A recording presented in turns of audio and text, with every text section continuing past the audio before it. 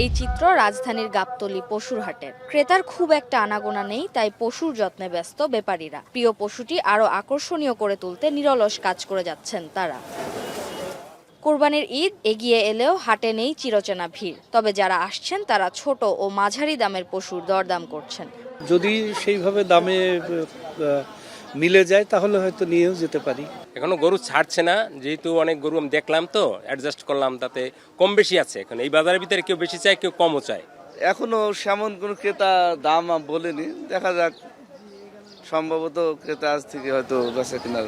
বিক্রেতাদের প্রত্যাশা আগামী 1-2 দিনের মধ্যে ক্রেতার দেখা পাবেন তারা।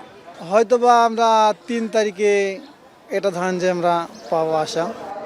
এবারে ঢাকা উত্তর ও দক্ষিণ সিটি কর্পোরেশনের আওতায় মোট 21টি পশুর হাটে ইজারা থেকে প্রায় 80 কোটি টাকার রাজস্ব আদায়ের লক্ষ্যমাত্রা নির্ধারণ করা হয়েছে।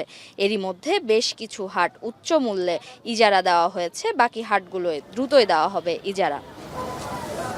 তাজফিহা উখরোজ, এখন, ঢাকা।